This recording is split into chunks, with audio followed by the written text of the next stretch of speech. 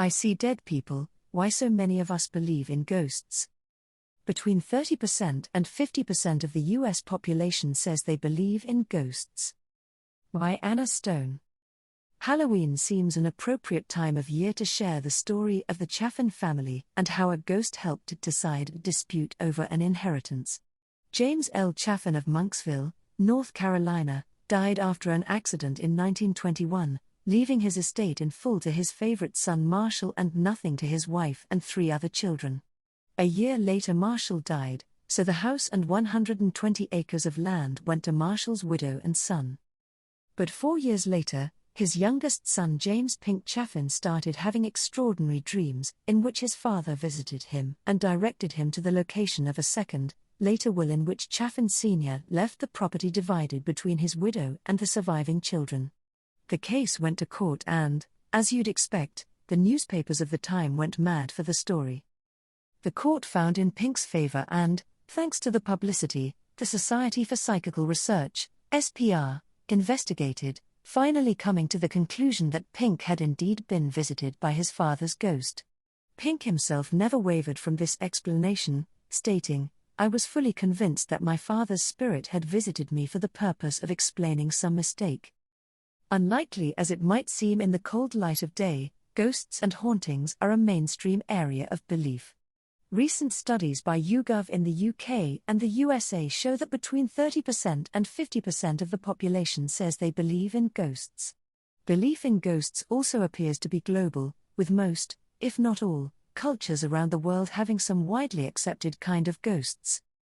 The existence of a ghost as an incorporeal, bodiless, soul or spirit of a dead person or animal is contrary to the laws of nature as we understand them, so it seems there is something here that calls for explanation.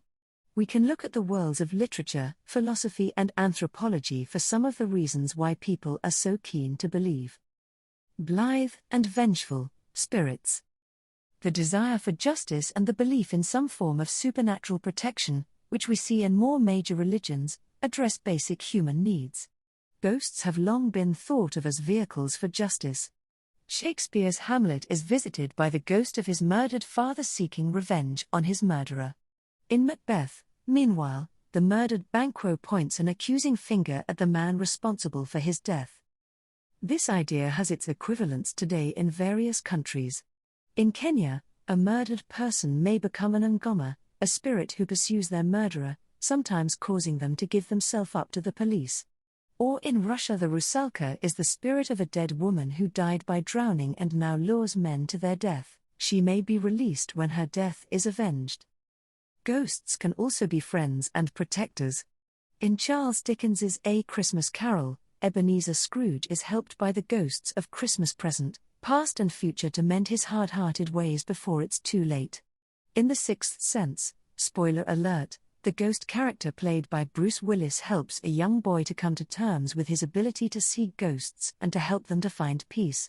Many people are comforted by thinking that their deceased loved ones are watching over them and perhaps guiding them. But many people also like to believe that death is not the end of existence. It's a comfort when we lose people we love or when we face the idea of our own mortality.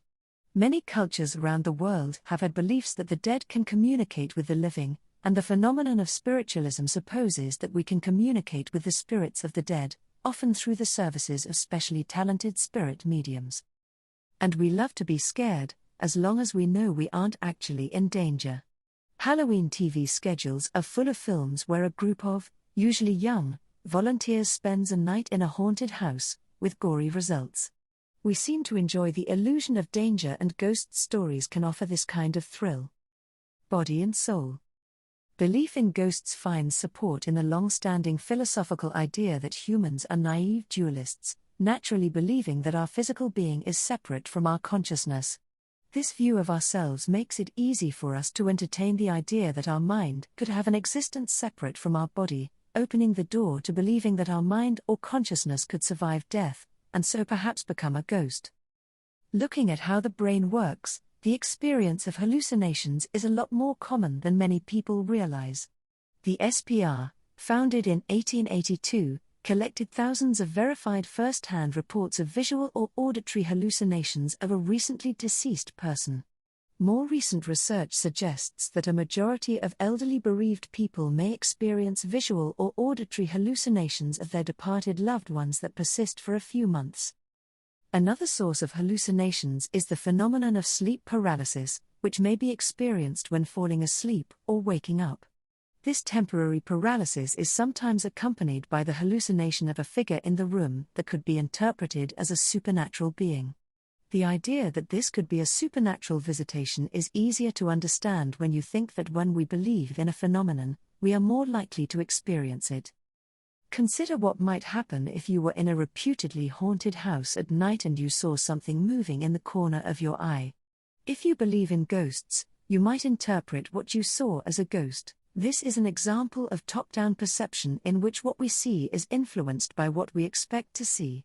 And, in the dark, where it might be difficult to see properly, our brain makes the best inference it can, which will depend on what we think is likely, and that could be a ghost. According to the Dutch philosopher Baruch Spinoza, belief comes quickly and naturally, whereas skepticism is slow and unnatural. In a study of neural activity, Harris and colleagues discovered that believing a statement requires less effort than disbelieving it.